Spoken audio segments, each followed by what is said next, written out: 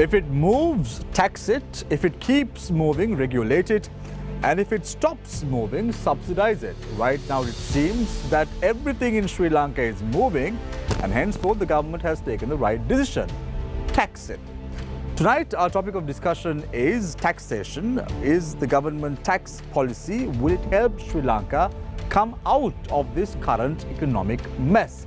Joining us this evening on the show are Sujeeva Mudulige, CEO of PwC Sri Lanka, as well as Suresh Pereira, Principal and Tax and Regulatory Division of the KPMG organization. So let's start off tonight's show with Sujeeva Mudulige, CEO of PwC Sri Lanka. Sujeeva, what are your thoughts on the current taxation of the government? So thank you, Shamir, for having me tonight. So I think we need to first understand as to why taxation has become a hot topic as of today. If you look at the newspaper today, this is the Daily News front page, and this is, I'm picking it up from what President Wickremesinghe had stated at the cabinet meeting and reproduced by the Daily News. So what does it say for the first 27 days of January? Our total income is 158 billion rupees. Total income for 27 days, right? First 27 days of 2023. Our expenditure, our recurrent expenditure is 128, capital is 21, so we have a total expenditure of 149 billion. When you add the debt servicing, mind you, this is after and inclusive of the current debt moratorium, right? So there are loans that you have to service outside the debt moratorium. We have spent 377 billion, so our total expenditure is 526 billion. How much is our income? 158 billion. So we have a deficit of 368 billion for the first 27 days. So Shamir, government thinks we can get out of this rut by taxing the people. If the politicians think that they can do that, I mean, they are mistaken, and that's the wrong policy framework to follow. Because as you can see, the deficit for the first 27 days is 368 billion rupees. Say you collect another 10 billion through taxation, 358, drop in the ocean. So what is required is that, yes, we need to pay more taxes, but at the same time, there's many more things that we need to do. The first and the most important thing is cut expenditure. If you don't cut expenditure, what is it right now? Our recurrent expenditure is 128 billion for the first 27 days, and our debt servicing is 377 billion. Mind you, you can imagine what it would have been if the debt moratorium was not there, right? So this is completely unsustainable. We cannot get out of this by simply taxing the corporates and taxing the individuals. Sujeeva, if you're quipping the article that was published today on the Daily News, the government also articulates with regard to the financing aspect of it as well.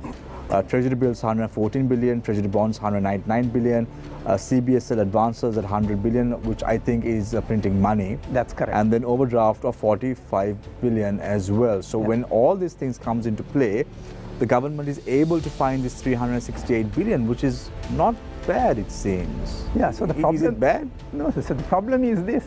So when you have to go to the... What have they done? They have gone to the markets because they are unable to borrow from overseas.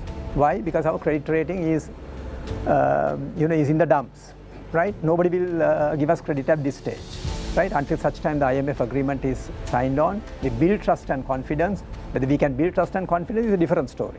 Signing IMF is one. Whether with that trust and confidence would come in is something we'll have to wait and see, because there is so much of other things that is going on, Shamir, as you know. That even if we sign IMF agreement, say over the next, say by June quarter, right? There's so much uncertainty because people are worried, will the elections be held on 9th of March? People can get onto the roads. People are worried about the current policy on taxation. Second point. Third point, people are worried about the current cost of living. Right? People are worried about the 13th Amendment. Right? So there are so many external factors which can impact, even though government wants to build that trust and confidence so that we can go to the bilateral lenders, multilateral lenders. After signing the IMF agreement, it doesn't mean it will be a cakewalk, because there is so many other factors that you need to manage locally. The domestic issues have to be managed. So what are they doing? Currently, as you said, Shamir, they have gone to the local market. Bills, bonds, and you are told central bank, please give us money. 368 billion, so we are running this massive budget deficit, right? So why are we in this predicament today? Is this toxic policies what we have followed? And I use the term with responsibility, toxic policies over the last so many years. And we are celebrating 74 years of independence, right? And for many decades, we have followed these toxic policies such as, right, populist politics, right? Populist politics, our entitlement culture, right? Running and then spending as if there's no tomorrow, right? You just keep spending, and you can see where we are. This is actual numbers just for the 27 days. So we cannot tax the corporates and the individuals to get out of this mess. Thank you very much, Sujeeva Undrage, CEO of PwC Sri Lanka. I have a lot of questions to pose, but I'll hold it for the moment, Sujeeva, and come back to you after listening to the thoughts of Suresh Pereira, Principal Tax and Regulatory Division, KPMG. Yes, I think let me speak, go deeply into the subject of the taxation, the tax system in Sri Lanka, right? So, not just to confine with regard to the current situation. Mm-hmm. Now, I'll go back to the history, 1932, when the first income tax ordinance was introduced, right? So, from 1932 or 1933 was the first year of taxation, modern taxation in Sri Lanka. From there onwards, the tax system has evolved in a way, let's say, there's no scientific way in which the taxes have been introduced in Sri Lanka. Whenever there's a revenue shortage, a tax has been introduced. So you can see taxes being introduced, okay, after a certain period it gets abolished and again it gets reintroduced.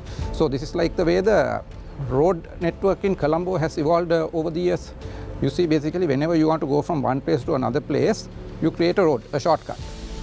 And then we experience a situation, basically too many roads and unmanageable situation, the traffic system. So it's the same way the taxes have been evolved also. Now basically we are trying to the cry of the people is basically, okay, Sri Lankan tax system is very complicated, now simplify it. So people appoint commissions and they come with ideas, okay, this is what we should do to simplify. But it's a very hard task, because the way in which it has been evolved over the years, not just during the last 2-3 years, right from the beginning, because we haven't had a systematic manner in which the taxes have been introduced and implemented in Sri Lanka. Right now, with this economic crisis, there was a great opportunity for Sri Lanka to come to the right track, because when you have a system going on and to reform that system is difficult, because the moment you try to introduce amendments, change the taxes, you see basically things getting, going out of the standard thing. So then basically you have the resistance coming, etc. So normally it's very difficult to change things once the things have been introduced. So we had a good opportunity with the system crashing because of the events that took place in 2019-2020 with the taxes being abolished. Our tax system went down. Everyone agrees that the revenue that came from the tax system is still coming from the tax system is not good enough.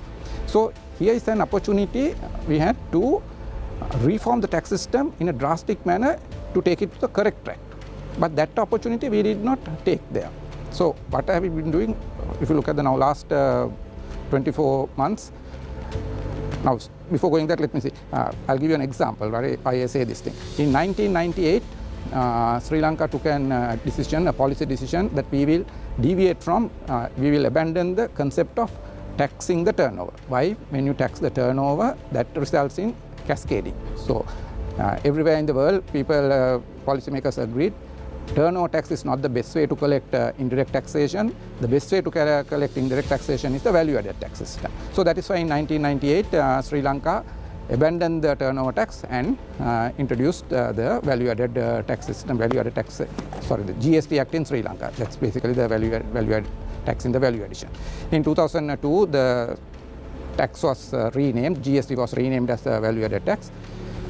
But in 2009, there was a tax called NBT that was introduced. So now what is NBT? NBT is a percentage charged on the turnover.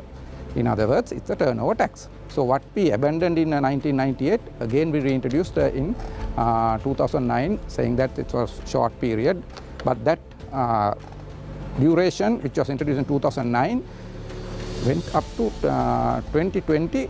NBT was in operation, almost 10 years, all 11 years. And then it was abolished there. So among the taxes that was abolished, NBT was one. And now again, recently we have introduced another tax called Social Security Contribution Levy. So what is that again? That is the NBT in another name. What is that? You are basically taking a percentage of the turnover from the specified persons, basically, right? The service providers, manufacturers, importers, wholesale, and the retail. The same concept. So what are we having in Sri Lanka with regard to the collection of the indirect taxes? We have a hybrid system, because we have VAT in one hand, and on top of that we have a turnover tax. Right. So why did we move to the VAT system if we considered what you call the turnover tax is not the way to go to collect indirect taxes? So, Suresh, we'll talk about all this momentarily as the show goes on. But just to get your attention a little bit focused on the subject tonight, taxation. When it comes to taxation, taxation has to be equitable and just. Is it so? Correct. Yes, definitely. So that's why I'm trying to come to this subject now. When we analyze our tax system, we all know basically what is the ratio that we have with regard to the direct and indirect taxes. It's basically 80 to 20. 80 coming, almost 80% coming from indirect taxes and 20% coming from direct taxes. Why is that happening in Sri Lanka? This is not something that happened recently. This has been the case for a long years. For a prolonged period of time. Yes. So why is that? And why can't we rectify that? In 2015, when the new government came, this was recognized, and there was a policy statement that was issued saying that will be changed to 40-60, right?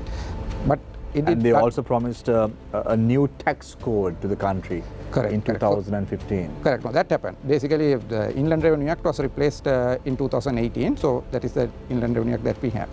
But that ratio did not change. So now, why this is now the question that you're asking, whether it should be whether the Sri Lankan tax system equitable? No, it's highly inequitable, because we have this direct to indirect tax so, ratio. Suresh, you may ask me, why did I pose that question to you? I'm posing that question to you in respect to the subject that we're talking today, because it seems that certain sections in Sri Lanka seems to be trying not to pay the pay taxes that have been reduced by the government. Can that happen? How fair is that? Is that justifiable? Is that equitable? Nobody likes the idea of paying taxes. So here, no one likes it. That's beyond the point. What we see is basically different sectors of the society is basically resisting the payment of the taxes. That is what we see here. I have a document that is up for the court consideration as well, and it's startling to see that certain sections of the society who wants to protect, uphold law in the country are involved in this entire process. How fair is it? Is that justifiable? Is that equitable? No, so it's like this now. Basically, now you're a lawyer as well, Suresh. Correct. I know. Basically, now the scenario here is: can someone deviate? Can someone not pay? No, so if the tax code is there, according to the provisions, if somebody is taxable, then the tax has to be paid. So let's forget about all this. So at the same time, the Inland Revenue Act in Sri Lanka specifies who an employee's employer and employment. Yeah, good question. So when you look at the Inland Revenue Act, yes, all three terms are defined, right? So what is employment is defined. Then a person who is in employment is considered an employee, again as per the definition of the employee in the Act. Then the employee is defined to mean any person who is paying remuneration to an employee is the employer. So these definitions are not the common and popular meaning of the term. These definitions are not the definitions that are in labour statutes. The Inland Revenue Act has specific definitions for these three. So it's very clear. It's very clear. Yes. Everything is happening in Sri Lanka, Suresh. There's no question about that. They say this is our resplendent nation, and you get everyone trying to deviate from the normal tax system. But you don't have to answer that, Suresh. Let's leave it at that as far as the first round is concerned. Let me quickly introduce our journalists tonight. On to my immediate right is Shania Darigama. On to my immediate left is Attorney at Law Sharan Benedict. On to my far left is Sandro Satyajit. Let's start off tonight's show with Shania.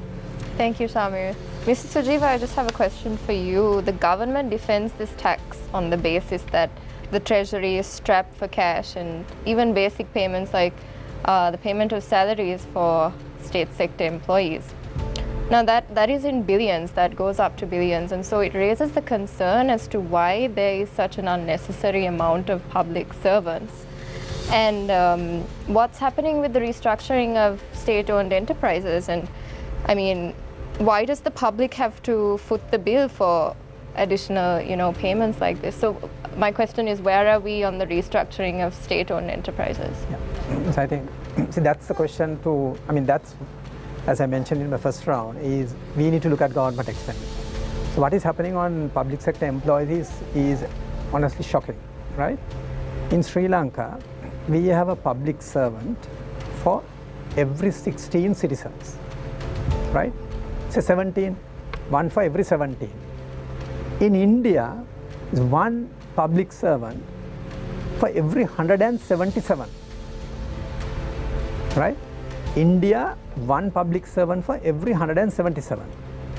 In Pakistan, one public servant for every 117. We, one for every 16 or 17. So it just shows the bloated public sector. What have we done over the last so many decades? We have done nothing, right? Because our politicians love to get onto an election platform and say, when I came to power, there was only 800,000 in the public sector, and I increased it to 1 million, 10 lakhs. The next government comes and says, when I took it was only 10 lakhs, I have taken it up to 12 lakhs. You look at all these heads of state. The next one comes and says, now we are stuck with 16 lakhs or 17 lakhs, and we don't have money to pay. Naturally, we are 1 to 16 when India is 1 to 177. So we are 10 times Chennai. Correct? We are 1 to 16. India is 1 to 160. For 160 people, we have one public servant. But direct proportionality would infer that our public service needs to be 10 times as better, is it? No, what does it say? It's unproductive, it's inefficient, too many people, and respective governments, right? So these are a good example, Shania, for what I said, populist politics. Give me an example. This is populist politics, right? You come and man my booth at the election center, I give you a job, right? You come and organize a rally or take care of the PA system, I give you a job when I come to power. So that's what we have done. We have no money. We just don't have money. Suresh, you've identified these issues. Just one moment, yes. Is that, see, now we have declared ourselves bankrupt for the last 8 months. Have we seen a plan from the government to say, right, we understand, we have increased the taxes, Samir, as you said. We understand the pain that you are going through. Here is my side of the bargain. I am going to bring it down 1 to 16, I am going to make it 1 to 50 in 2030. I'll make it 1 to 100 in 2035 or 2040. I need that plan. I am paying taxes to carry a bloated public service, and I am not willing to do that. Forget about all that. At least the ministers and the parliamentarians in parliament can come out and say from on their own accord, this is how much I am paying taxes. Agreed. The accountability starts there. So the interesting thing happened, Shamir, recently about 2 weeks ago. It was at one of the parliamentary committees. As you know, there are some 40 committees. I'm not sure which committee it was. It was disclosed that out of the 225 people, only about half the MPs have a tax file. Now you tell me, they go and pass a legislation and say, this is the tax framework for the country, and this is the rate at which the public should pay tax, and they are not paying tax. They are outside the net. So is it, I'm coming back to your question, is it just, fair and equitable? So that I know all of you, ladies and gentlemen, you have interviewed hundreds of politicians here. I hope when they come here the next time, you need to ask them two things. Have you given your asset declaration? Is it available to the public? Just filing with the Parliament Secretary General means nothing. Number two, do you have a tax file? So that you are a good citizen, you are a law-abiding citizen. I hope you ask that questions going forward. Sujiva, just a couple of seconds ago, Lanka IOC has announced that 92 petrol octane has been increased by 30 rupees per litre. Now look at the country that we are in. We are getting shockwaves after shockwaves every single time, and paying these taxes on top of this, it's unbearable for some people. Yeah. So Shamir, the thing is this: the government collects income from three sources. Taxes through inland revenue, right? Through customs duties at the customs, and through excise department. Three sources, that's all they collect. The three big agencies: excise, customs, inland revenue. And we are talking about inland revenue, right? The taxes. Why do they need these taxes? To provide the public services. For you to provide public services, then the government must say this is the optimum expenditure as far as to provide the health. Yes, we want to maintain free health, free education. This is the number that is required. At the moment, we have 250,000 people in the health sector. We have 250,000 in the education sector. Is that the right number? I don't know. You need to do a proper study and say, should it be 250 or should it be 300,000? Or should it be 200,000? If not, I can assure you, because we are not cutting our expenditure adequately, we will be paying not 36% personal tax and 30% corporate tax. It can be much higher because we just can't get out of this. Sujiva, now you are representing the private sector. Yeah. You work for a very well-renowned private sector company in Sri Lanka. And Suresh, even your organization is a well-renowned multinational company established in the country as well. Why is it that we don't see the private sector employees protesting against the pay tax? And why is it that we are witnessing right now the state sector employees, like the Ports Authority workers, protesting against this? This is crazy. Yeah, so I think it's to do with the upbringing and also the. So the private sector is okay when the taxes go up by 36%. No, so what's happening in the private, and this is all about upbringing. I don't think so. Not that the private sector employees are not hit with the taxes. They are hit. They are hard hit, but their behavior styles are different. They are not aggressive. So I'm not saying that people should be aggressive, right? So I'm saying that the way they respond is different. What is the way the private sector is responding?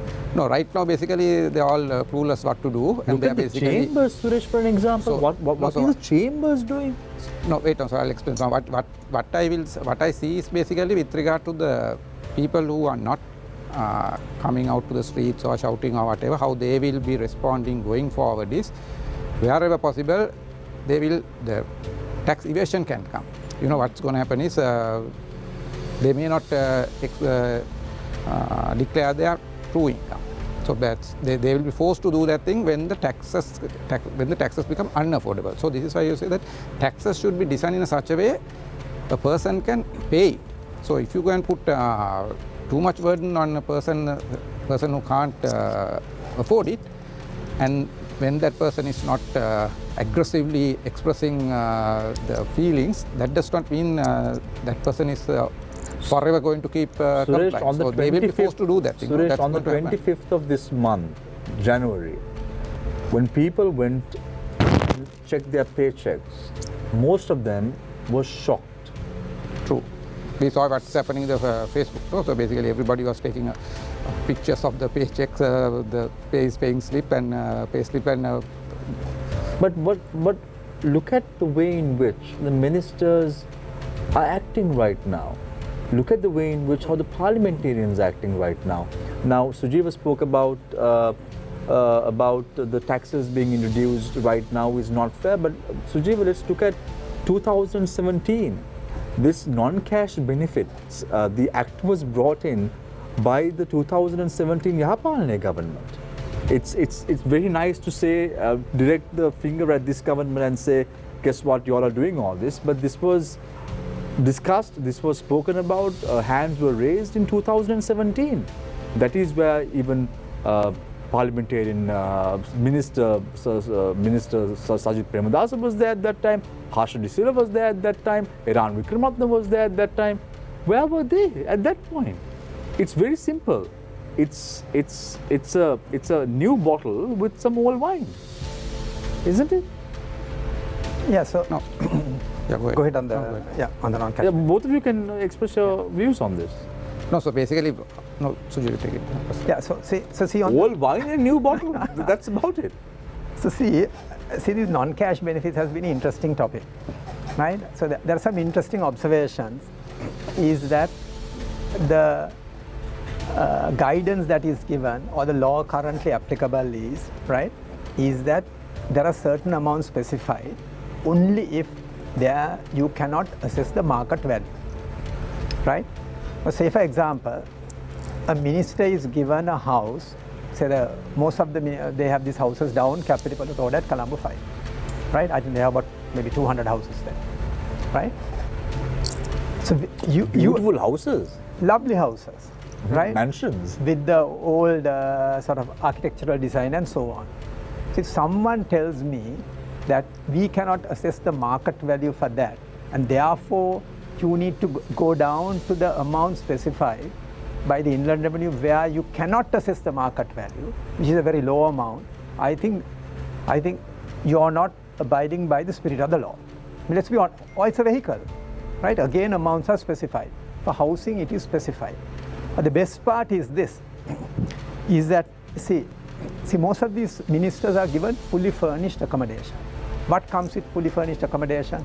We have seen that they are provided electricity because either the electricity is paid by their respective ministries, so they don't pay. They're given the utilities, they're given the water, right? They'll be given security. They will be provided laundry facilities. They may be given a maid. So when they drafted the legislation, they said all these can be included as part of the residence that is being provided to them. In addition, they said, however, I mean, who gets multiple number of vehicles? See, normally you will be given one vehicle. Who would get this, 4, 5, 10, 30, 40, 50, 100 vehicles? Ministers, company, corporation chairman, heads of state, service commanders, right? And what have they said? Even if you are given 10 vehicles, only one should be taken into account. Who gets 10 vehicles? You and I don't get 10 vehicles. It's only people in government. It's only people in government. The way it's going, we might have to sell our vehicles also to survive in the country. Who would get 50 vehicles or 100 vehicles? Now this is a very good example with regard to the question whether tax system is equitable or not in Sri Lanka, right? So when you say tax system, it consists of two things: tax policies and how the law is being implemented. Now this example that Sujiva took, here is a case of how the policy has been designed. Here you can see when you go through this benefit evaluation circular, specifically the policy says if a person has been given 5 vehicles, First vehicle, according to the formula, is taken for taxation. But other 4 vehicles are not taken. That's what Suji was expressing, right? Now, why such a policy is there in the first place? If a person has been given 5 vehicles, then all 5 vehicles should also be taken into consideration, because all 5 constitute a benefit from employment, not just the first vehicle. So now when you analyze this in practice, who's getting this kind of multiple vehicles? Even in corporations, corporate employees getting multiple vehicles. If a company gives a vehicle, even to the margin, it's 1. You don't give 4 or 5 vehicles. But you analyze this situation with regard to the ministers in Sri Lanka. How many vehicles are they getting? Yeah, it's not just 1. It's more than that. So why this? So we can see why this rule has been introduced, for whose benefit. So that's where the weakness, or the, how do I say, crookedness in the policy formulation. No, it's the spirit of the law. It's that. You have the spoon, you basically serve to yourself. So that's the policy. Suji, we are getting a lot of questions from you. One minute, right? So that's the tax policy design. Now the second question is the weakness in the implementation tax system, right? The tax administration. Now this is not this issue, but again Suji pointed out. Now when if you are an individual, or if you are a company, the Commissioner General, under the provisions of the Act, whenever he sees, okay, the proper amount of the tax has not been paid, there has been underpayment of taxes, there is a system of raising assessments and the appellate procedure, etc. Basically, where Commissioner General can go after the taxpayers. But is that happening in relation to the public sector, or in relation to the parliamentarians? It's interesting to do a survey and see how many parliamentarians have been raised assessments with by the Inland Revenue Department. Suresh, do you have data with regard to parliamentarians paying taxes? We have heard so many things basically from inside, but I don't have hardcore data. But like Suji pointed out, basically it has been mentioned in the public. More than 50% of the parliamentarians, that is out of the 225, are without tax files. So, Sujiva, now we have a question from one of our viewers. We are getting a lot of questions tonight on the show, so that's good news, even without politicians not being on the show. As Suresh said, as crooked as they could be. Good that we are getting some questions from our viewers. The government is, what the government is doing is not going to work. That is what we are all told. Tell us what should be done to help the country's finances, if not. I think it's an excellent question, Shamil. See, my view is, yes, our tax to GDP is insufficient. 8.3% for last year, we are one of the lowest in the world. Should we pay more tax? Yes, we should pay more tax. But it should be just, fair and equitable. So how do we do this? So we have been talking for a long time about expanding the net. What do you mean by expanding the tax net? In my view, you need to do 2 things. There are 2 economies which are outside the net. First one, what we call the black economy, right? We'll see what it is. Yeah. The second one is what I call the village economy, right? Let's take a small example. Say a farmer in Dehiyattakandiya or a farmer in Ampara, right? Small time farmer. Say he's cultivating 5 acres, either paddy, corn or something like that.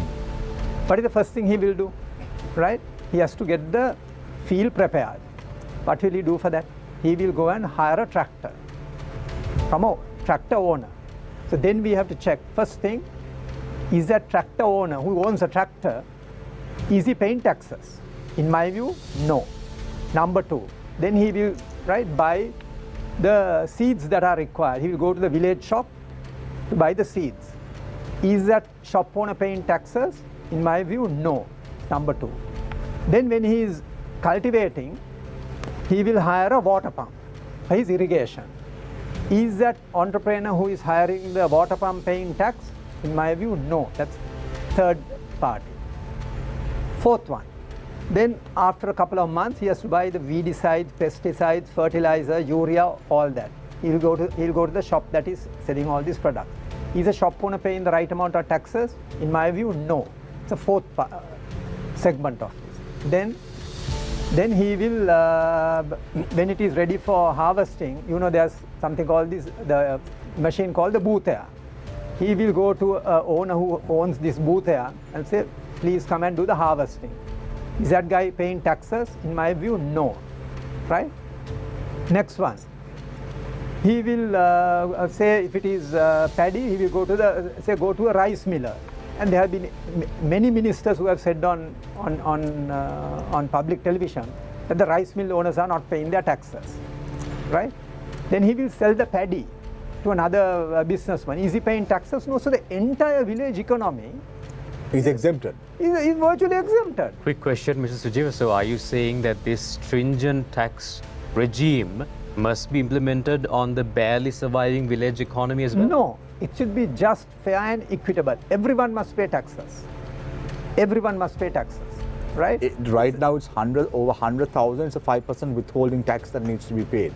So I have a point on that. I'll come back to it. So this thing is, if you want to get free services, the quantum of tax you will pay is different.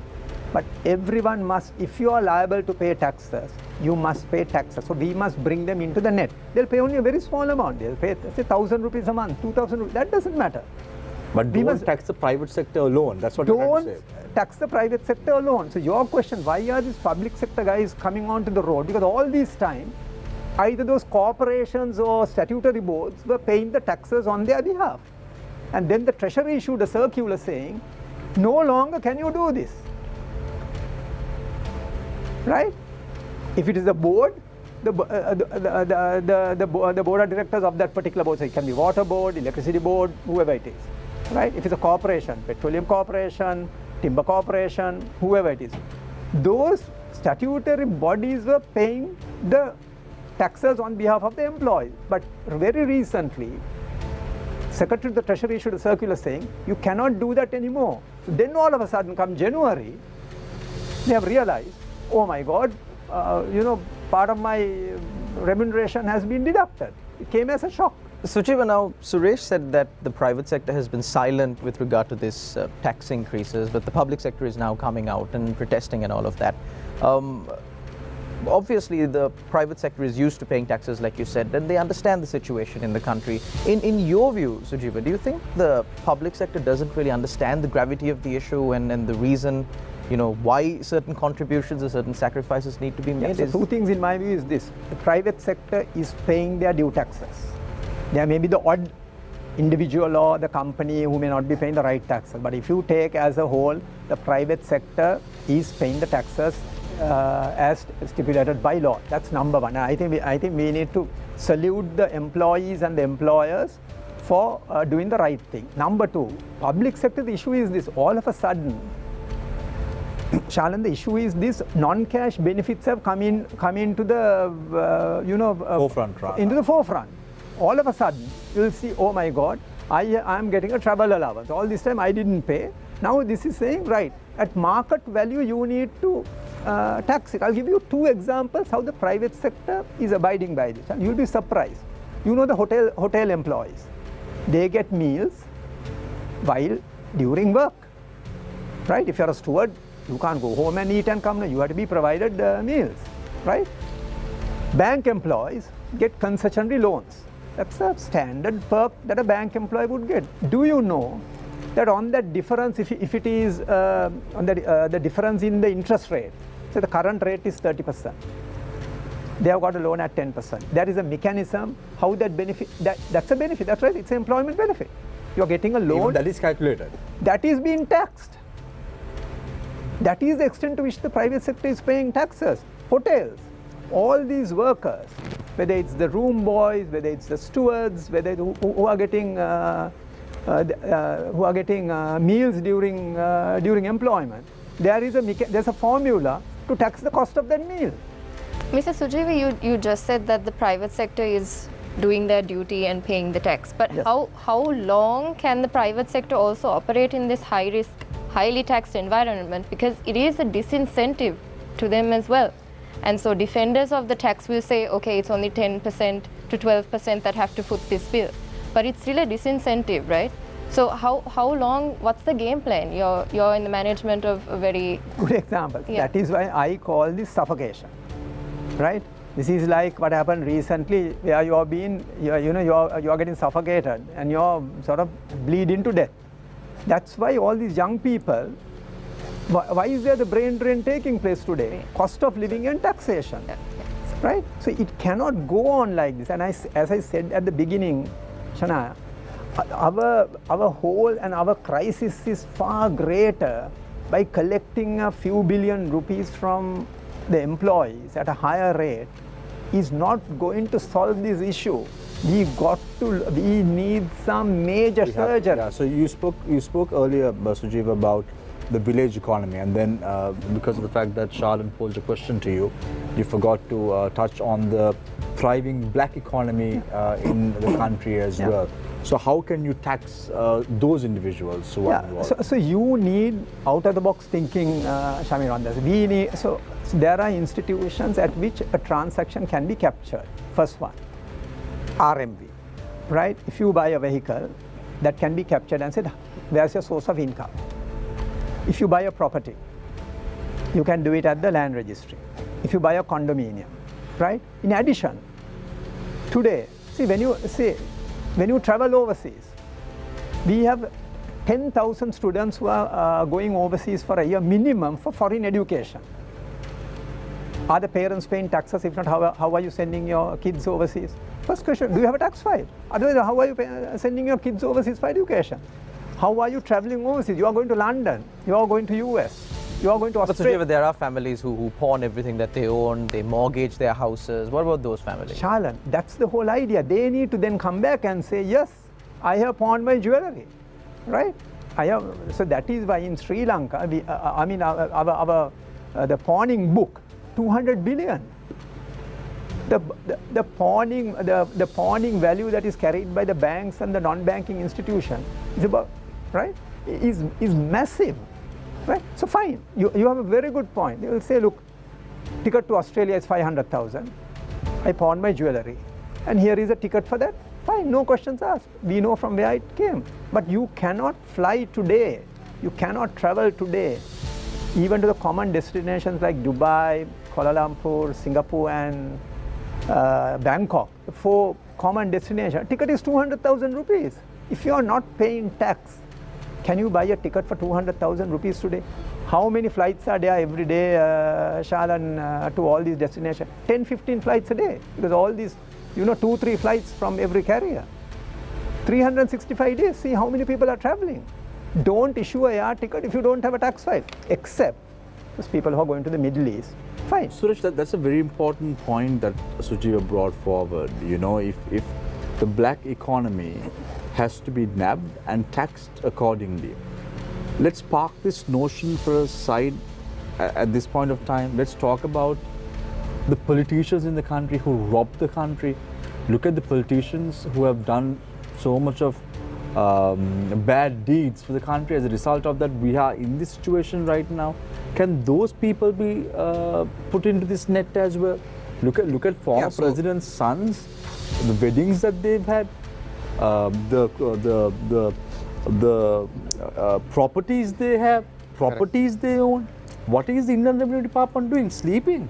So that's why I said basically in our tax system, there's a weakness in the tax policy making as well as tax administration. So we have a bad tax system because of the bad policies as well as bad administration, right? The moment the moment someone like an ordinary person pawns some jewelry, as Shalan said, buys a vehicle, he's being called to the Indian Revenue Department. Look at the properties that are being bought by these politicians' sons. Where is the Indian Revenue Department then? Sleeping.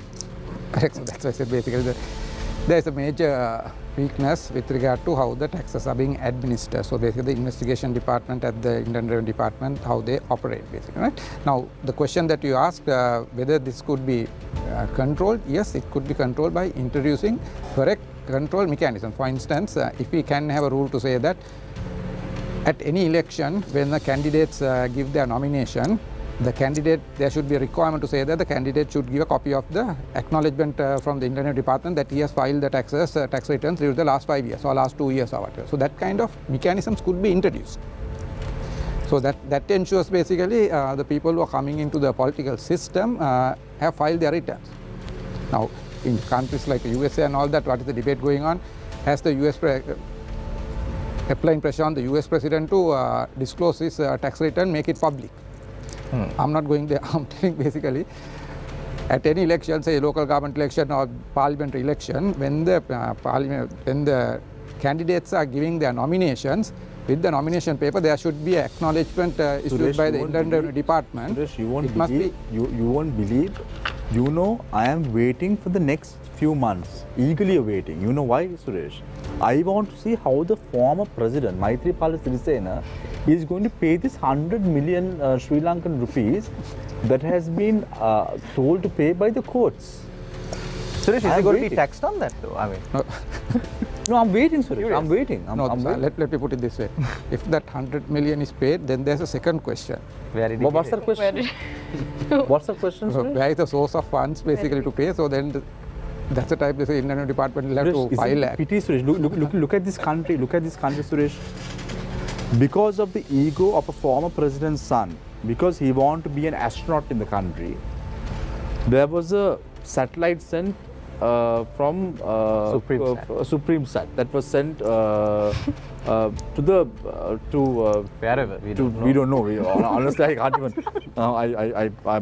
If I can find the satellite, I would probably. Shamir is speaking know. out of true pain and anger. No. I'm talking on behalf of the entire populace of this country, Shalan. You know why? Because people are hurt right now. Look No, at correct. look at the problems they have to face. Right, a couple of minutes ago, petrol prices were increased. What does that mean? What does that Correct. So mean? that- Look at that the is also- corporates. And ultimately, this is going to affect the non-cash benefit of employees, and they have to pay taxes on this as well, No, sir, which correct. is very unfair. No, correct. That's when you. The feature of a good tax system is basically the people that are elected to the parliament should be accountable. Now, what is happening in Sri Lanka is basically the taxpayers are losing confidence in the tax system. Even if a person who wants to pay the payment, pay taxes, basically, the question that they're asking is, the taxes that I pay, is it being used properly? So that's one of the big questions that come. So that's But Suresh, isn't there like an unrealistic element to all of this? Because now, one thing that we see is when we ask a minister, like, are you paying taxes? Are you paying taxes? They say, no, I'm a minister. I'm only a minister. What do I get? I get just as a parliamentarian. I only get 60,000 rupees. How can I pay taxes for 60,000 rupees? But then, like you said, with these non-cash benefits Correct. coming in, so they get a monthly income of 60,000 rupees. Let's just for a minute forget that many of parliamentarians are super rich. Let's for a minute forget that. Let's say they get 60,000 rupees a month. They have non-cash benefits coming in, about 350,000 for stamp fees. Then they have 100,000 to run an office. Then their vehicle, their house, their maids, their servants, their fuel allowances, all of that. I'm pretty sure the tax is going to come north of 200,000 rupees. How are they going to pay it with 60,000 correct. So rupees? all the benefits that are given has to be brought to tax. The law is such basically all the benefits given. The first rule is market value of those benefits should be added to the salary. If the market value cannot be ascertained, then basically the valuation formulas given by the Commissioner General should be taken into consideration, and then certain value should be added to the salary. So, which is what's not happening in Sri Lanka. But that is the law in the country. But isn't the problem that the taxes are unrealistic? Bring in these non-cash benefits. No, with isn't it regard- unrealistic? No, I don't think so. Basically, if a person is rendering service, the compensation comes by way of cash as well as by benefits. So both are basically falling within the ambit of profits from employment. The profits from employment should be taxed. So I think the theory-wise that is correct. What is specifically with regard to the parliamentarians, the issue is the basic salary that is being given for a parliamentarian actually is negligible. I would say basically now I am not tempted to go to the parliament with that salary. So now what happens is the people who are competing to go to the parliament are going for some other purpose now. What's the purpose, Suresh? You can basically earn money different ways. Robbing. Right? So with that salary, the basic salary levels that are being... Don't. No, I'm saying You say they're robbing. the basic. When you say different means, I want to know. Clarify that. What I'm trying to tell here is basically the people who are standing, the incentive to go to the parliament is not there in Sri Lanka. Now, if you take a country like Singapore, the The parliamentarians there, you can see their educational qualification. And they're paid But, well. and at the same time, their payments are very high. So why the educated man who wants to go to the parliament and he's getting adequately compensated? Yeah. So now, if a person is having enough qualifications to earn money in the private sector, people of standing do not want to go to the parliament, because if you are going to the parliament, your actual compensation is coming down. The legitimate compensation is coming down. The legitimate earnings are going down. So who wants to do that thing? So the people who are going there are going because who are prepared to compromise their morals and basically earn money in the So, Suresh, indirect. we have another question from so one of our... it's a fundamental problem here. Suresh, we have another question for you from one of our viewers. Everyone who goes overseas, must they pay taxes when they repatriate funds to Sri Lanka? Why are people going overseas, as it would be the same, wouldn't it? So those who are going overseas, when they repatriate funds to Sri Lanka to their loved ones, is that subject to tax as well? No. So that is, for instance, basically people who are working in the Middle East, when they send their money home, there is no tax. And even if that money is lying in a foreign currency account, the interest on that is also tax-free now after the amendment that was introduced to the Inland Revenue Act. Right. So, Sujiva, now you work for a corporate entity. I am pretty sure most of your employees must be now knocking on your door every single day, asking for a pay rise. How do you manage this? Because at the end of the day, the board of directors would always look at the margins that you're making. So this is a big challenge for CEOs in the country at this very moment of time. Because of the fact that people are knocking on your door and saying, if you don't pay me high salaries, the other option is for me to leave the company and probably join a competitor or probably go overseas, as you mentioned before, brain drain. How do you manage that? So why this tax has become, in my view, one of the biggest reasons is actually the cost of living. Say for example, if we had the same cost of living which was there a year ago and then said, look, your tax rate is going up, people would have looked at this differently. But the fact is, anything and everything over the last 12 months has gone up 2 to 3 times. Whether it's you start from a toothbrush, right? Look at the very personal item that you buy, whether it's fruits, vegetables, whatever it has gone up 2 to 3 times. That's correct. Right? Sujiv, bread has gone up 10 times. Bread has gone up, right? Yeah. Right? I have stopped eating bread. Probably good for your health, Shamir. Right?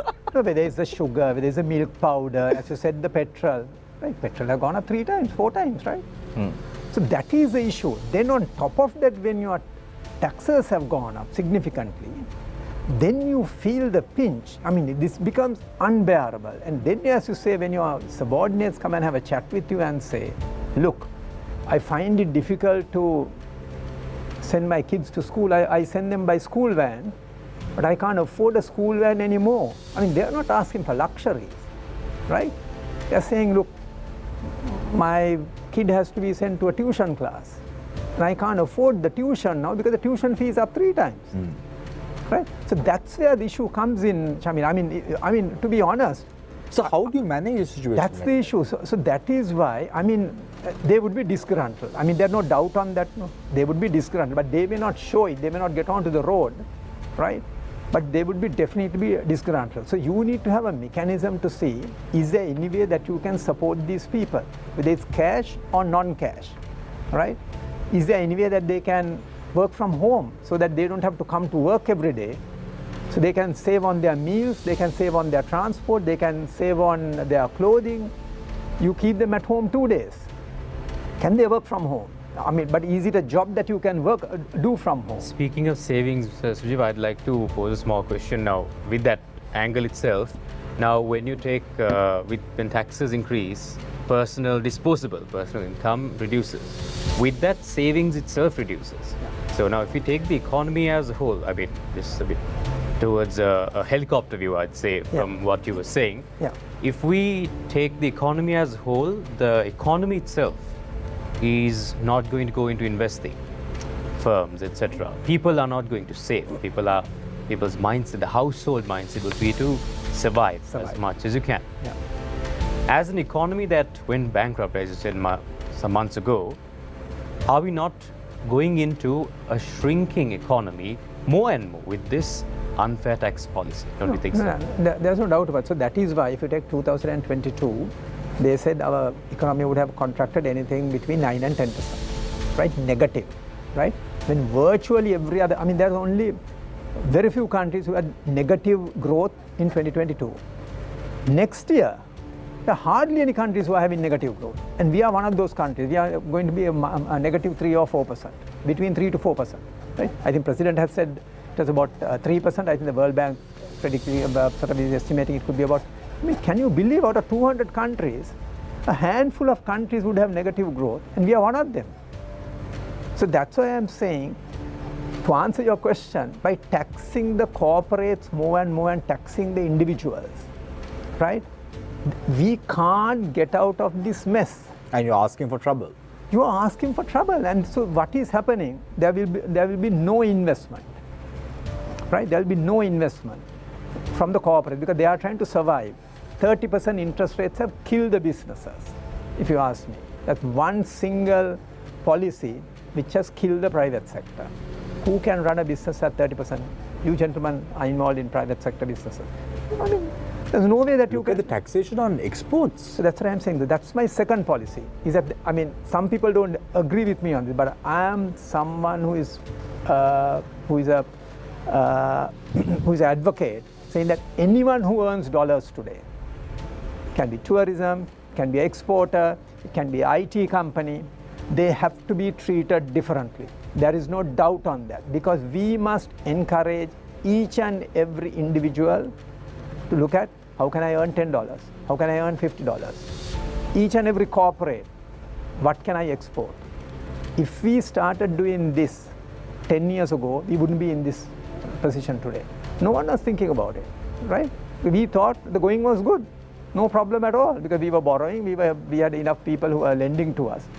We were the sort of the darling, for the lenders. They were willing to lend to us, right? And then all of a sudden, when they realized that our fundamentals were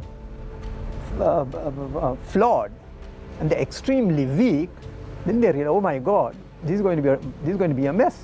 We can't get our debts recovered. Sujiva, now the story that you're narrating right now is quite different to what the president or the president's advisors are saying. They're saying we're on a steady path to recovery. They're saying, look here, you didn't have gas, you didn't have fuel, you didn't have power. You still don't have power, but only a few hours of the day. But you have enough gas. You have fuel. There is a quota that nobody follows, but you have fuel, gas. You have everything. So we're on a steady path to growth. Now, for a layman, this kind of makes sense, but why doesn't it really make sense based on what you said? It's not really sustainable, is it? One is not sustainable. Why do we say it's not sustainable? So what happened in 2022? Credit to President Wickremesinghe, right? When he assumed office, now I think Minister Ali Sabri said there was only $20 million, right? In the reserves, I think he said it in Parliament, and I think even on your show, I think he said $20 million. So when President Wickremesinghe assumed office, there was hardly anything, right? What did he do? See, India stepped in, and that's why I give credit to India. And I think Minister Jaishankar also last week said, look, we are there to help you, and they did help, maybe with conditions. I don't know what was discussed when he came this time. There's never a free lunch anyway. There's never a free lunch, right? They gave us virtually about $3 to $4 billion initially for fuel, right? Then for medicine. Urgent humanitarian aid was provided, and then World Bank and ADB chipped in small amounts. Then the Asian Clearing Union gave us extended credit. So we borrowed, Shalal.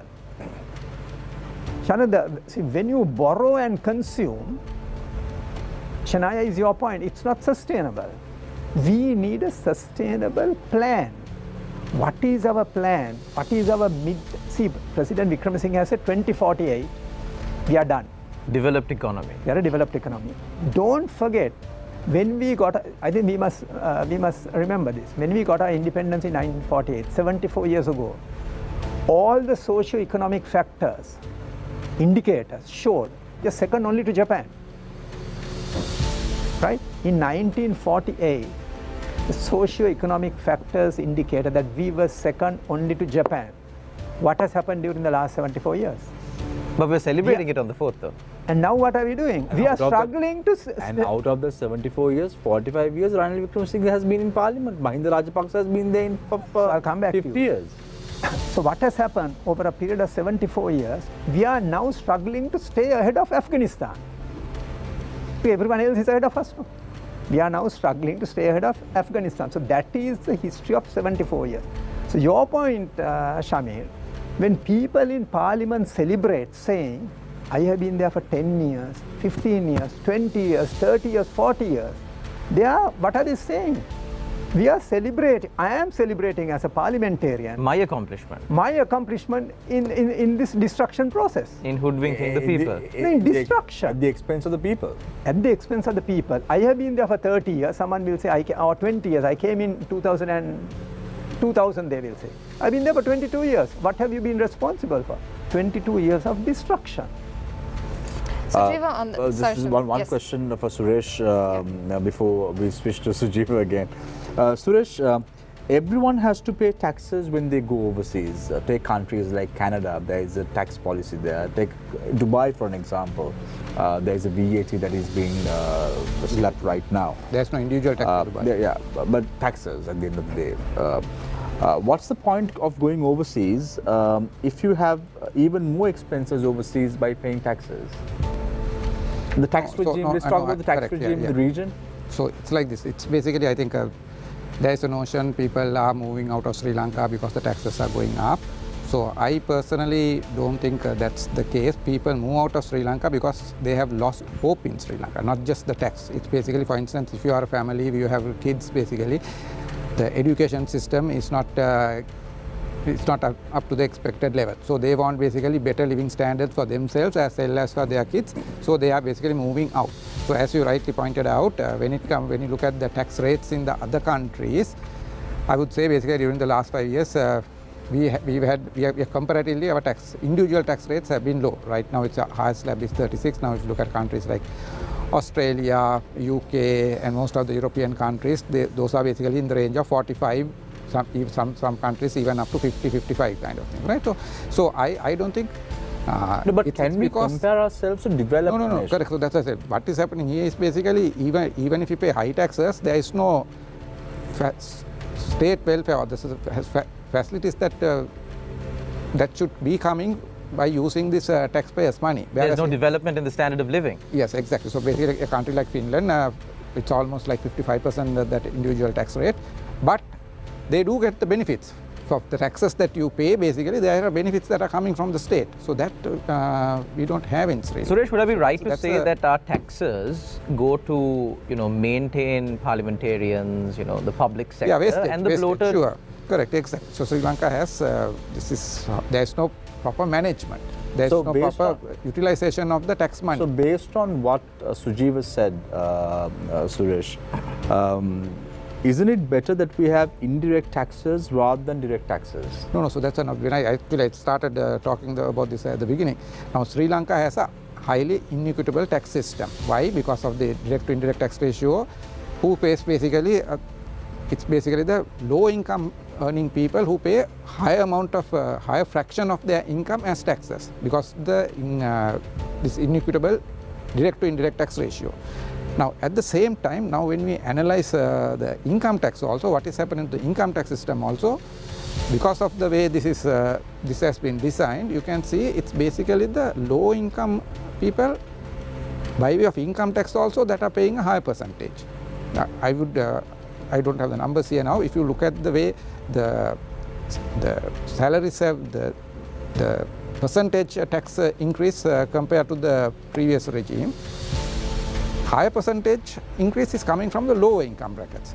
As your income keeps going up, let's say you start analyzing from 3 lakhs a month to say 1.5 million, 2 million a month, the scale, you can see at the bottom the salary increase is almost 1000%. Whereas let's come with when you look at about 1.5 million, the percentage increase is about 159%. There should not be 159% increase, that's a bad designing, but still you can see the percentage increase at the lower levels are much greater compared to the higher levels. So that again, compared to the previous tax regime that we had. no, what I'm saying is basically the person who was getting say up to 250 in the previous regime, no taxes. So now basically at threshold has 100,000 come down to down, so because of the 100,000. But I'm not looking at that. I'm looking at basically a person who was getting 3 lakhs earlier and the same 3 lakhs now, the percentage increase of the taxes is about 1000%. It's far greater. Far greater. Whereas the 1.5 million and earlier person, his tax jump is basically in about 159%. So 1000% compared to 100%. So the percentage increase, the fraction that you are basically giving to the government is higher even when it comes to income tax at the low income earning bracket people. So that is where the inequity is there. Suresh, we are now seeing a lot of Sri Lankans going to Canada on skilled migration, going to countries like New Zealand on skilled migration. But if you look at the unemployment rate in those countries right now in Canada is very, very high. So ultimately the future for these kids or youth who are going to these countries will be futile, isn't it? Okay, I'm not qualified to talk about the Canada employment status. I don't have information. Right. No, but overall, you see a lot of, now example, KPMG.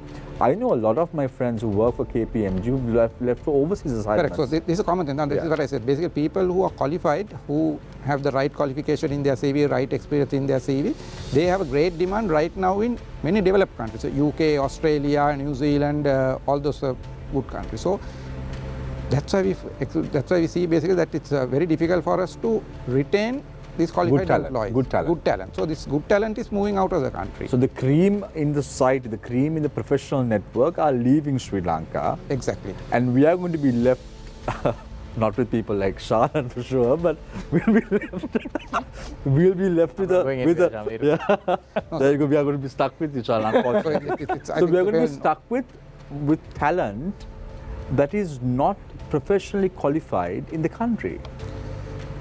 Isn't that what you're trying to say? Yes, I don't know. To me, basically, when I look at this is exactly what in the province of Jaffna, the northern and the eastern province, during the 30-year-old war.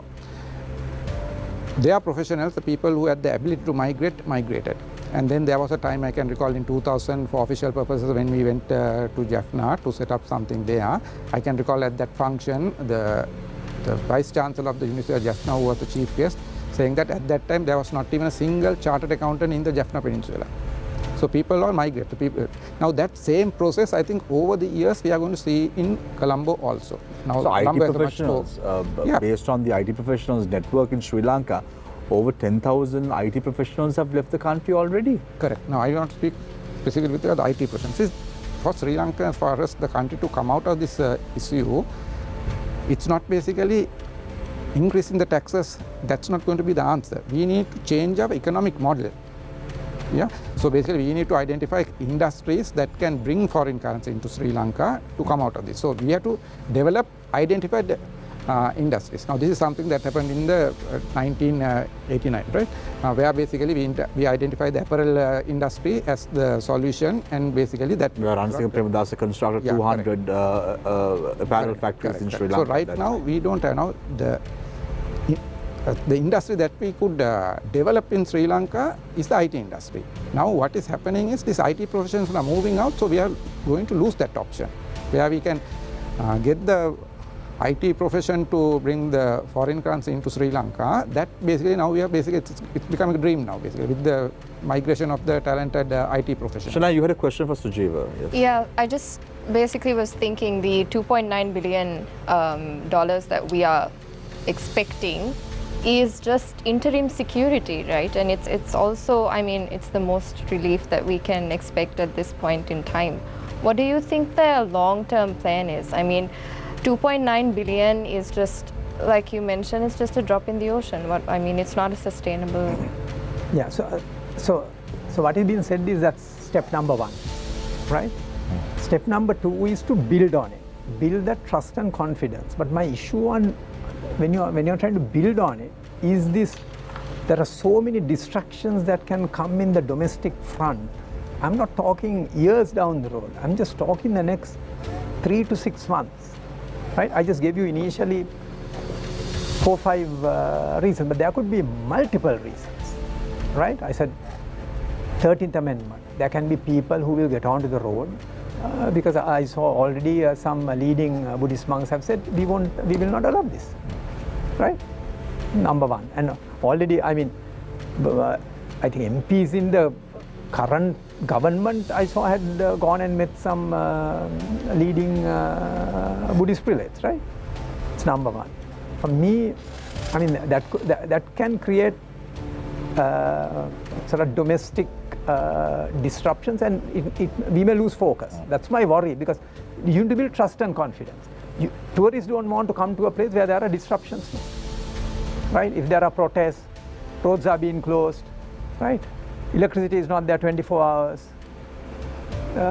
and all of a sudden there's road closures. So that is, and when there are fights between the PUSL chairman and the minister in charge. Correct, absolutely. Right, so all these things give us bad publicity, right? So there's a lot of things happening domestically. Even if we sign, and I hope and pray that we get the IMF, they said last December. We didn't get it in December. Then and they said January. supposing we don't, what is the contingency? That's the good point. Where is our plan B, C, and D? I haven't seen it. Because the Chinese assurance is apparently insufficient. Correct. So that is the point, Shania. We need a plan B, plan C, and a plan D, but I haven't seen plan A either.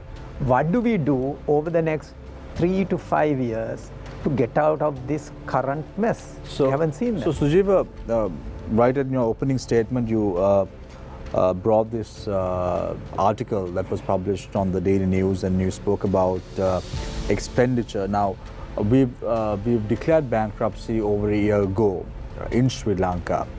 However, when you look at these numbers really raise an eyebrow, because recurrent expenditure at 128 billion, capital expenditure at 21 billion, and comes to a total of 149 billion, and debt servicing comes up to another staggering 377 billion, as you mentioned before, without these moratoriums and all that and more. Has the government made anything concrete with regard to reducing expenditure in the next few months? Have you seen such a document? Yeah, I haven't seen. Again, I would like to at least, President Wickremesinghe has made some positive steps on this, and I think we must give credit to President Wickremesinghe. What are they?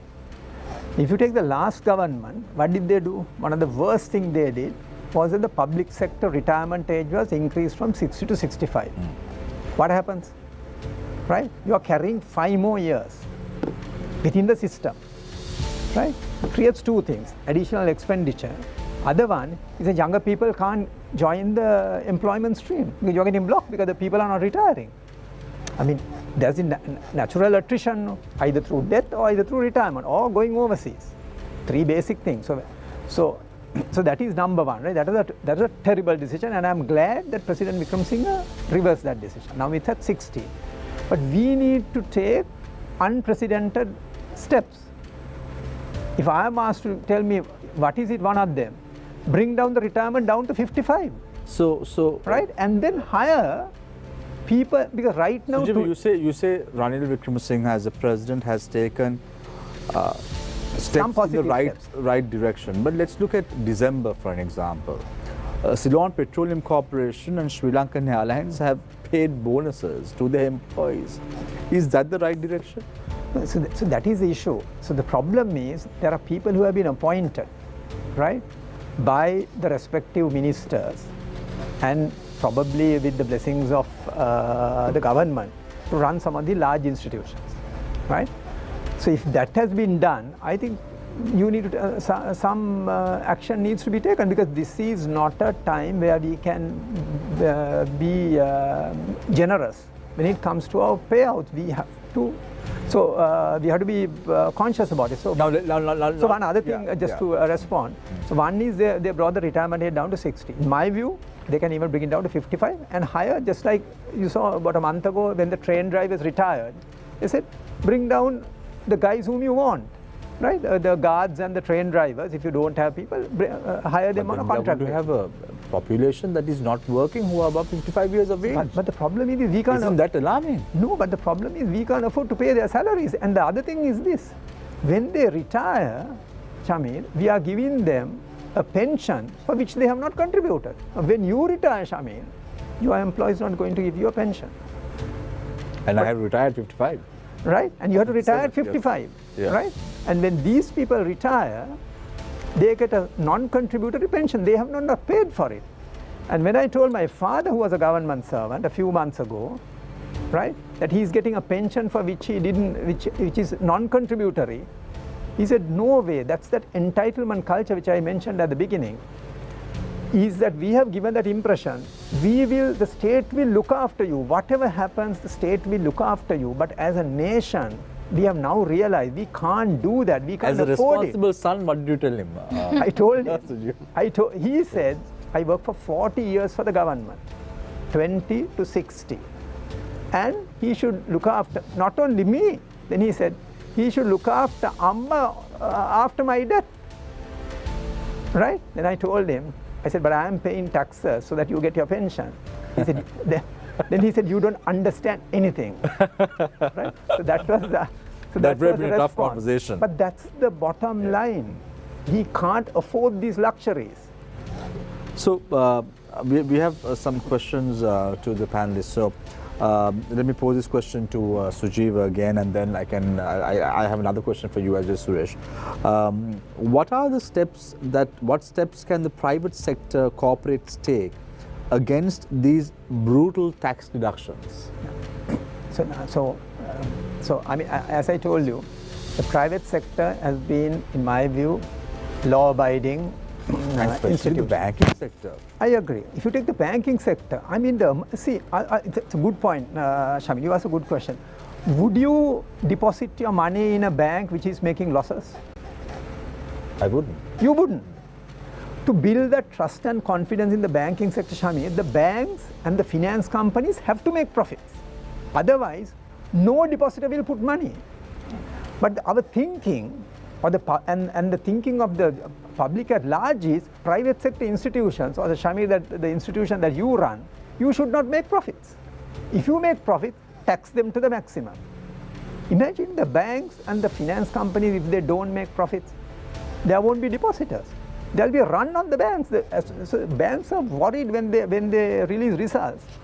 You have to keep making, profitability is an important fact in addition to good governance and every other thing. But profitability is a key factor. You can't tax them today. I mean, more than 50% of their profits is tax. One other point, because these people think, and these entrepreneurs don't pay taxes. Take today's example. Say a businessman makes 100 million profit. Okay? His company would have to pay 30% tax. How much does he get? He gets 70 million. 30 million straight to the government. Then how does he take it home? He has to be given in the form of a dividend. He can't take it home just from the company, no? Say from Sirasa, you have made that profit. How can the owners take? They have to pay a dividend. Yeah. There's a 15% dividend tax. On the 70, how much is that? 10.5 million. How much is he taking on the 100 million profit he takes? 59.5. 40 million he has given to the state to give free health and education. And we tend to forget this fact. A businessman who makes 100 million profit is taking home only 59. And how can the businessman survive at the end of the day? That's what I'm telling you. And he has to put in cash again to the business as well. Correct. Right? That is how much he is paying to keep to provide the free health and education and give the samurdhi and the pension. So Sujiva, what happens when Sri Lanka now, according to what you're saying and the path that we are on right now, if we stay course, there will come a point, like you said, they're suffocating the economy, they're suffocating the private sector. There will come a point where, things dry up and the entrepreneur can no longer continue his business. What happens then? Who pays for the free education, the free healthcare, the salaries of state sector employees? Who pays them? Absolutely. So I'm a firm believer. There are certain public sector expenditures that has to be maintained, right? So you got to look after the vulnerable communities. The samurdhi has to be paid, and I think what we are paying is, imagine, do you know that this is shocking statistic. When you pay 100 rupees of samurdhi, I was told, 40 rupees go as administration cost. You tell me in today's day and age, why can't the Samurdhi go straight into the bank account? If we pay 100 million, 40 million is the distribution cost. Why? You can remember what happened when the 5,000 was given. No? It has to be gone to the bank. From there, you have to transport it with security. Grama Sevaka will come. Then they had to wait. They had to wait in a queue to collect 5,000 rupees. It's a crazy system. Why can't we do a cash transfer in today's day and age? And we are top tech companies in this country who are providing all the solutions to the rest of the world. We can't have a system where we can pay the 5,000 rupees to a poor citizen who needs it most. So your question, we need to improve FDIs. And our FDI record is pathetic over the last 40 years. Right? We've got hardly any FDI. Believe it. We've got about 15 billion in 40 years. We've got a one-stop shop for investment. Look at Vietnam. Look at Vietnam for an example. Look at Vietnam. But we do have a BOI, don't we? So I'm saying, so there's a lot that needs to be done, right? That's a number one, right? We got to connect ourselves through the supply chains. When Thailand started manufacturing motor vehicles, right? They assemble motor vehicles. You know, they didn't want to do things like manufacture of the seats. They gave it to Cambodia. That's what we must be doing. Cars have been assembled in India. What is it that we can do for those vehicles? Can we manufacture the bulbs? Can we manufacture the seats? Can we manufacture the nuts and bolts? If we don't do that, that is why these free trade agreements are critical. So that's why I said President Wickremesinghe has done certain steps are good. He is pushing on these free trade agreements. Without free trade agreements, we have no future. We have to So I remember, connect ourselves. Sujiva, I was moderating a panel discussion a few years ago with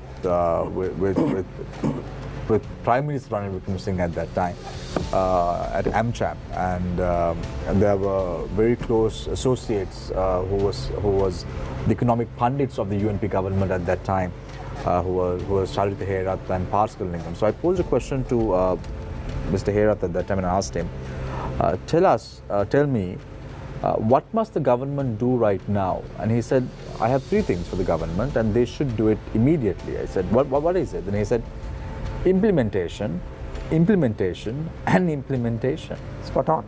So right now, isn't that what we are missing in this equation? Implementation. Yeah, that's right. So President Wickremesinghe in his policy statements have said the right things. Let's be honest about it, right? He has said privatization has to take place. We have to do these free trade agreements to connect ourselves into the global supply network. So we have to do that, right? SOE restructuring has to be done. I mean, see, why am I paying taxes for Petroleum Corporation to run at a loss? Why am I subsidizing those losses? Why am I paying, Shamir, you are paying taxes when the electricity board is running at a loss. You are subsidizing Sri Lankan Airlines losses. And you're paying their bonuses. And never have I missed a single electricity tariff payment to the government as well. So that is why I'm saying you need to do two things immediately, Shamir. One is you must cut expenditure. Second one, you must stop the bleeding of the... do you know 2022 how much the state-owned enterprises have lost? 950 billion rupees. Right? You divide that by 365 days. Every day we are losing 3 billion in 2022. Every day we lost 3 billion rupees. And our Samurdhi is only 50 billion. Now fertilizer subsidy is only 50 billion. And we lost 950 billion, Shara, on SOE losses. So these chairmen of corporations, they're not held. No accountability. Right? So that is why this Easter Sunday judgment, the 7-0 judgment, is a historic judgment because in the past, we've found it extremely difficult to hold people accountable on negligence. There was no accountability. That is why this judgment is historic. Unbelievable judgment this is. And I'm glad it's one of the things that we need to celebrate. And we'll wait and see how President Maithripala Sirisena is going to pay 100 million, Sujiva. And then Suresh will be there to see. Suresh, how much do we need to tax on that? Speaking of losses, Shamir, if I could pose a quick question to Mr. Suresh. Yeah. Now, another part of losses that we don't see, or rather will be seeing hopefully, unfortunately in the future, would be the deadweight loss taxation, which is inevitable. Now, when the government revenue hopefully increases, not as of this cash flow that is here, but when the taxes are realized slowly, The deadweight loss will start to appear, which is when the government revenue increase is not the household income, net taxes goes down much lower than the increase in revenue. So, which is a loss for both the household unit and the government as well, which is a natural, as both of you gentlemen would know, natural law of how taxes work. Will this not be the biggest impact coming in the few months? Yeah, so basically as I think we have been discussing about this thing also, that at the marketplace the prices have gone up and the paycheck is getting reduced. So basically households basically are going to have a very big difference with regard to the PL at the house. You know, basically purchasing power is going to go down. So that's a correct result. No, Mr. Raj, my question is now, with the deadweight loss, what's going to happen is the government and the people are both losing money in an invisible way. I'd like it if maybe both of you could get together and explain what that is to the people who are watching this right now, because with that loss of money will also come the greater impact of it to the people, which has not yet been realized, because as we saw with this paper itself, the revenue is not yet high. This happens when the revenue increases, and then the household income, net taxes will start to decrease more than what it is needed. Then the deficit starts showing up. Do you have any thoughts on that? So I think it will come actually from the corporate sector, not exactly the household per se, right? I mean, the moment the taxes keep going up, the business is going to suffer, and with the businesses curtailing their operations, some of them getting closed down, that is going to result in a decline in the corporate taxes in the long run. Talking about the taxes coming from households, that's basically you're talking about maybe the pay taxes concept there, and maybe individual taxes.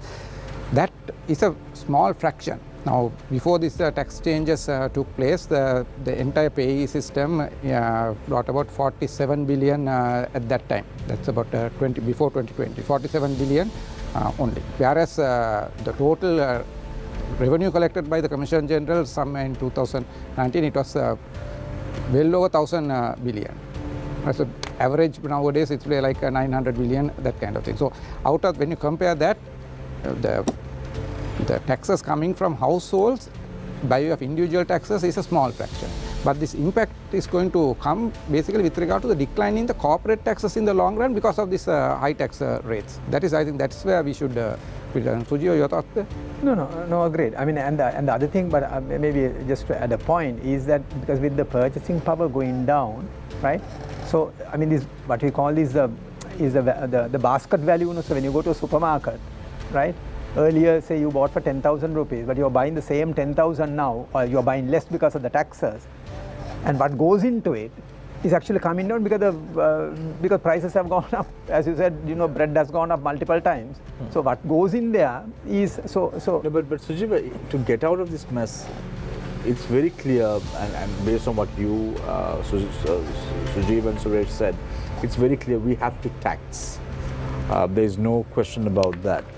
So what are the recommendations the two of you have in order to get out of this present economic crisis without burdening the citizens who are virtually made to tighten their belts? What is the way forward? Yeah. So here now what we see here is basically taxes being introduced without any so the indiscriminate taxes are being introduced without looking at the feasibility or the consequences. Now, why is that happening? That is because of the weakness in the tax policy formulation process in Sri Lanka. So how are the tax policies formulated in Sri Lanka?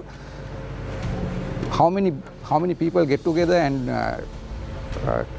look at the consequences that will happen? There is no such process in Sri Lanka. So there was no consultation process. Is that what you're saying? Yeah. What I'm trying to tell is basically now what we should have is a tax policy making unit consisting of I would say about 10 people from various fields as well as and people who have the knowledge with regard to the taxes, who will not get impacted by the political processes, by the parliamentarians or the ministers, etc. So they should basically formulate short-term and long-term policies for Sri Lanka without being influenced by the political way.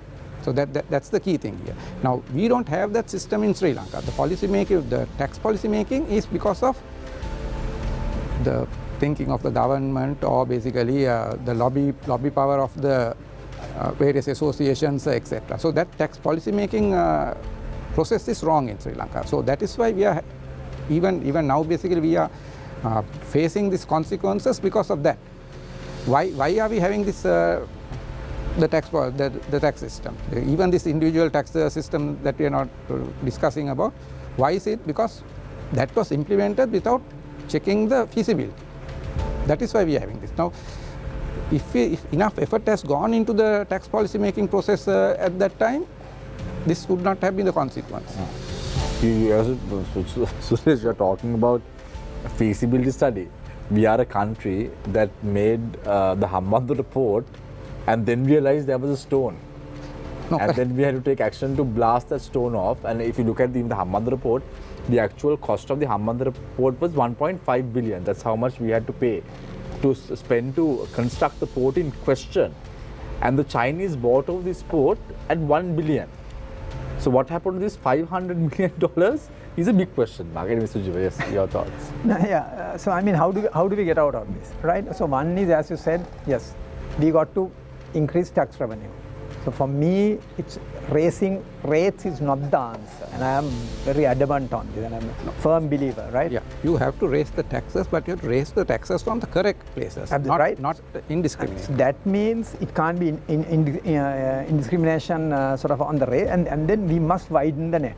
I mean, there's no question. I mean, I'll give you an example. We have 250,000 teachers, Shamir. Tell me how many of them would be doing tuition? Are they paying taxes? Today, I'll ask you another question.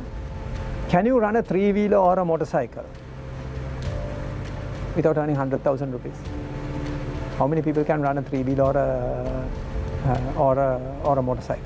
Very difficult. You are virtually touch and go on that tax threshold. 250,000 teachers. How many of them are given tuition? Half.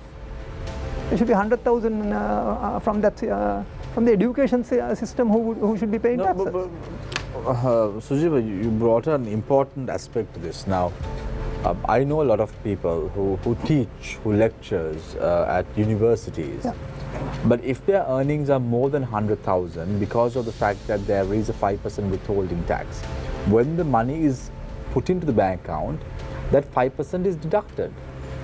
So, isn't that the same case with you tuition? expect it to be deducted if they are following they are following what is there in the legislation. Yeah, but what if they take it by cash? That's the issue. It can happen in any profession, right? And you spoke about a van driver before, and that school van driver may be from that from village economy that you spoke about before. Yeah. So right. So that is one thing that you need to do immediately is expand the net, and that we have to do immediately, right? Number two is how do we get out of this? We have to cut expenditure. Expenditure big time. You know, just saying you can buy on credit, buy only on cash. 5% from the budget. I mean, those things are not going to. You can see the numbers today, no? Right? It's not going to get out of this mess. So, right, you must cut expenditure big time, and we need a plan for it. And we are paying to pay more taxes as long as there's transparency. There's no transparency on this process. And paying taxes has to start from the top. Absolutely. So then good point, right? Right from the top, they must show they are paying their taxes, right? The ministers, the MPs, whether you're in government, opposition, the provincial council guys, they must show they are paying taxes, right? Sujiva, now you've known the conduct of the parliamentarians. You said, there have been parliamentarians for 30, 40, 15 years in parliament. Honest opinion, do you think that we can expect such transparency from them? No, that's Is it futile? So that is why country as a whole is demanding this change in the system. Why? I mean, this is the first time, this is one thing. This is like we all got together when we won the 1996 World Cup. No? As a country, we didn't bother. Are you a Sinhalese, Tamil, Muslim, Burger? That is irrelevant, right? When Sanath from the south and Murali were sort of performing out there, I mean, we rallied as a nation. Why? What is it that is bringing the nation together today? They are demanding this change. So if we don't capitalize on this opportunity, if we do, so you're spot on. if we don't make the changes that are required, we will not get out of this. That is why we have gone to the IMF 16 times. Right? So one of my concerns I have is we get the first tranche, what you said, 2.9, 700 million or whatever. Second, we may come the third, we may think, no, that's good enough. Let's get back to as we've done in the past. as we have done 16 times before. Yes. Do you know that only us and I was told that I think Argentina and Pakistan are the only countries that we have who have performed worse than us, who have gone more than 16 times. So that's the issue. That commitment is not there. It's your point. Can this 2025 get out us with the right policies to get out from this rut? So, Jiva, you're talking about commitment. Our parliamentarians are not committed to the people, let alone the IMF, which is an international body. But the biggest question, Shalan, is we have declared bankruptcy once, but we may declare bankruptcy again in the next couple of years if things don't go in our favor, if we don't correct our policies immediately, right, Sujiva? No, correct. The reason is we have debt, which is the foreign currency denominated debt and the local currency denominated debt, which is unsustainable. IMF has said our debt is not sustainable.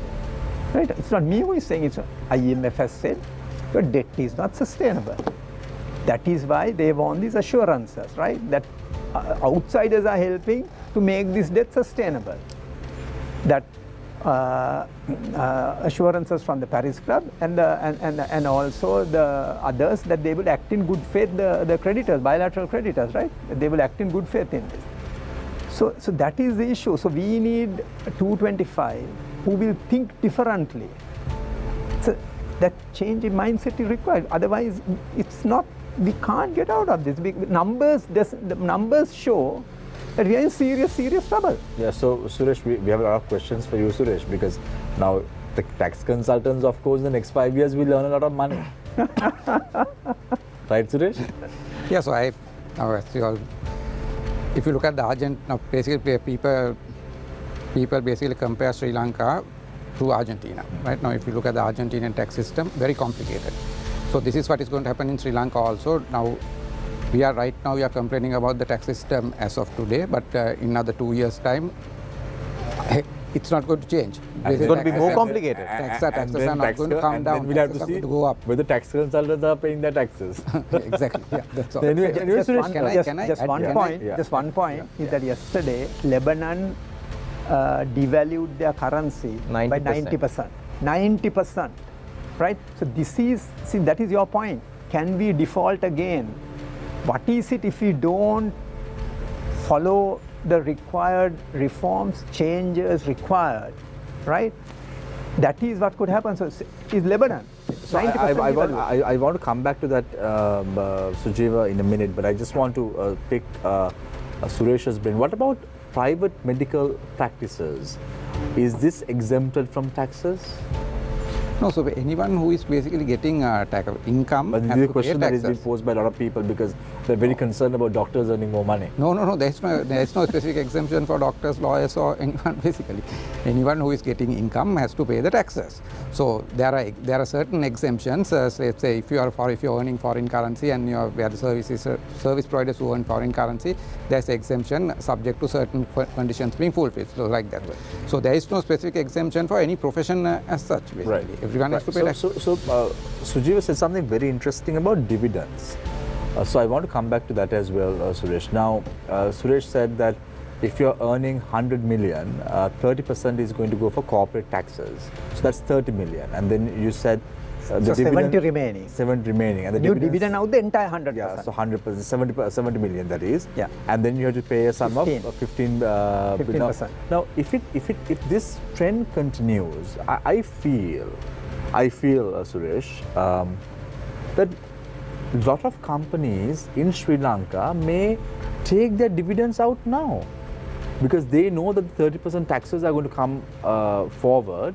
As a result of that, there will be a negative outflow in the business. It has already come. It has already been done. Yeah, basically for March companies, from 1st of October, the 30% rate is applicable, and the corporate taxes have been is effective right now, so it's not the future that we are looking at. But since you touched on dividends, let me talk in relation to this also. Now, I've been mentioning about this tax policy making process. Now, I'll give an example. Now, here we are talking about basically always going after individuals. Now, we are talking about the tuition teachers, we are talking about the lawyers, doctors, parliamentary. So, this is basically individual taxation. But at the same time, when you look at the corporate taxation, the policy anomalies that are there. Now, this is where basically I would like to see good thinking going on and basically solving these issues. Now, I'll give a simple example, right? Before these changes, in relation to non-residents who are getting interest and loan interest and dividends, who have invested in shares, did not have to pay taxes. No withholding taxes, and they were exempt, both categories, right? People who have invested in debt as well as people who have invested in equity. Now, with the change, what happened? People who have in equity have to pay taxes. There is a 15% withholding tax that they have to pay. But the people who have invested in debt, not liable. So now, what is the message that we are giving to a foreign investor? What are we telling? If they come and ask the question from me, should I invest in debt or should I invest in equity? Equity is taxable. Investment in equity dividend is taxable, whereas investment in debt is not taxable. It's totally tax-free. So we are giving the wrong input. Why is that happening? That is because nobody thought about this when this amendment was introduced. Not only that, I'll give another example. Now, you and I invest in, let's say, treasury bills. Sri Lankan residents who are investing in treasury bills, when they get the treasury bill interest to the hand, they have to pay taxes at the rate of 36%, highest slab basically, right? I'm taking. But on the other hand, when a non-resident has invested in treasury bills, the interest going to them. Now, treasury bill is not a loan. The specific specific portion in the Inland Revenue Act is interest on loan to non-resident is exempt. Interest on treasury bills, there is no such exemption. Now, here comes the Inland Revenue Department and giving an interpretation saying that if a non-resident has invested in treasury bills, that will be considered a loan given to the government.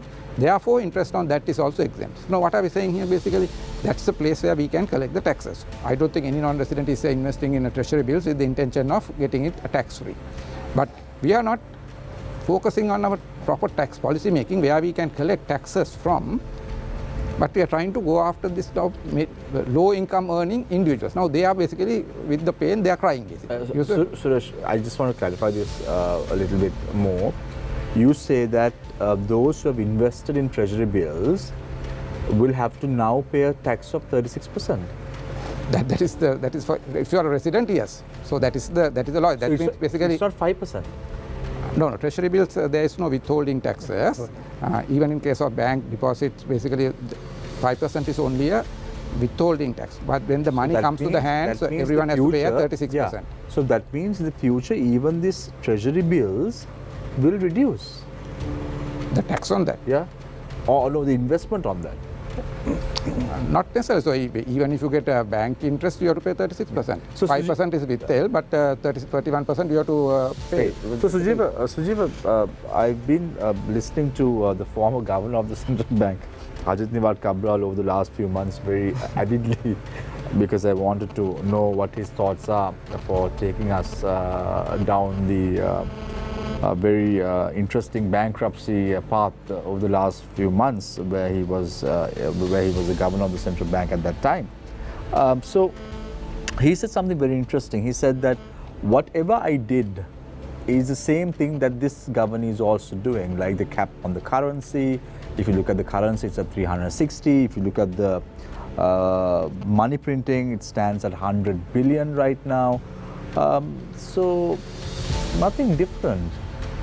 If you look at these numbers, it seems to me that whatever Ajit Niwat Cabral did is what is being implemented now in the country. Do you see any disparity, or a fellow chartered accountant?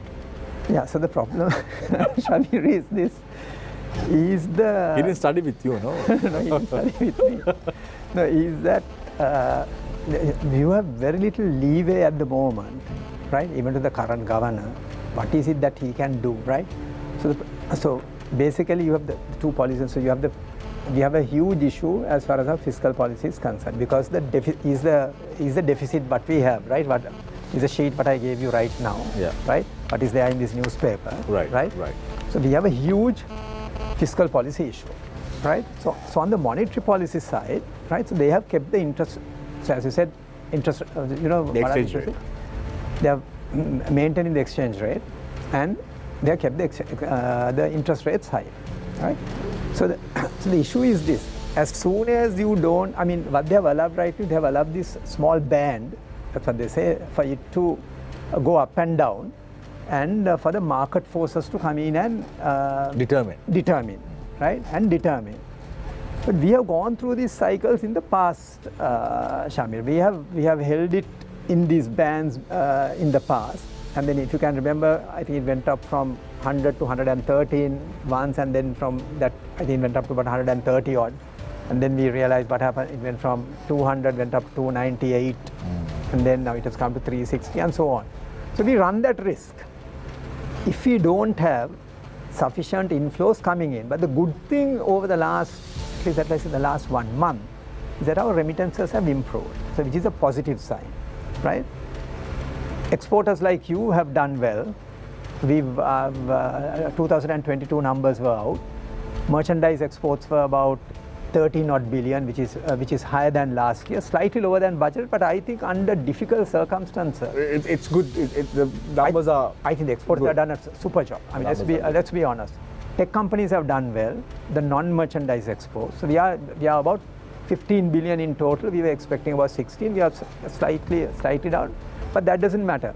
So as long as the dollar streams keep coming in and the remittances keep coming in, right, and we have restricted our imports, we can manage this to some extent, right? But Shamir, you need to understand, to some extent, your economic freedom has been taken away. No? Why do I say that? If you want to go to Anuradhapura and come, you have to go on a Sunday, because you use the 20 liters for that week, and when you come back, you can take the 20 liters for the coming week on Monday, right? You simply want to go to Yala and come, you can't do that, because with 20 liters you can't. So your economic freedom has been curtailed to some extent, right? Imports have been curtailed to some extent. So we are managing at the moment, and the pressure on the banks on foreign currency have eased to some extent, and that we can see that. How do we see that? Is in the black market. You will know this. Premium has come down. Premium is maximum is about 4 or 5 rupees, which is, which has been sort of the rate even in the past before the crisis. So that means there is no sort of too much pressure on, even though there are a lot of restrictions on the imports. So how long can we continue on this? At some point, they must allow motor vehicles to come in. The bubble will burst. Yeah, so that's where we need to be careful that we have sufficient funding lines arranged, whether it's from India, whether it's from China, whether it's from Japan, US, EU, whoever it is, World Bank, ADB. I haven't seen that plan. I hope the government has it, because we need this. See, that is where this trust and confidence comes after we sign on the dotted line with IMF. Right. That they should line up. One final question, Sujiva. We went to the IMF even before Bangladesh. Yeah. However, Bangladesh got its first tranche just yesterday, and Sri Lanka, we're still to get it. Why? Yeah, so it's a good question. Why? Right? They went after us, and we signed the staff level agreement in September, right? And now we are February. Still, we don't know when. They signed the staff level agreement in November. End of January they got it. 2 months, right? So there is something which is not right. What is it? In my view, is this debt sustainability, right? That's one and only reason. Is this debt sustainable, and is the plan that we have given, is it a workable plan? So I think that's where we are. So thank you very much, Sujiva Mudilage, CEO of PwC Sri Lanka, also chartered accountant. Thank you very much, Sujiva, for joining us this evening on Face the Nation. Suresh Pereira, Principal, Tax and Regulatory Division, KPMG, also an attorney at law. Thank you very much, Suresh, for joining us this evening on Face the Nation. We also invited Suresh and Sujeev, if you didn't know, a politician to come on the show, but because of the professionalism that you all both may portray at the show tonight, the politician, I don't want to mention names, did not want to appear on the show, unfortunately. But if he was here tonight, from both factions, SJB and the ruling party, we would have had some good fun asking them whether they pay taxes as well. However, time and tide wait for no man. So we started the show with two individuals. We got a lot of questions today, and most of the questions that we posed today were from our viewers asking with regard to whether and how taxes are going to affect them in the future. So thank you very much, gentlemen, for joining us this evening despite your demanding schedule. Thank you very much, Shania. Thank you very much, Attorney at Law Sharon Benedict. And thank you very much, Sanjay, for joining us this evening on Face the Nation. Charlene, I told you before, only those who are smart enough who leave the country, but I'm going to rephrase that. Only the brave stay in the country as well. Definitely. And weather the storm, and that is why individuals like Sandro, you, Shania is leaving for studies in August, but we stay in Sri Lanka because we believe that there is a glimmer of hope at the end of this dark tunnel. So I leave you tonight with a quote, as I always do. Power tends to corrupt, and absolute power corrupts absolutely. Take care and good night.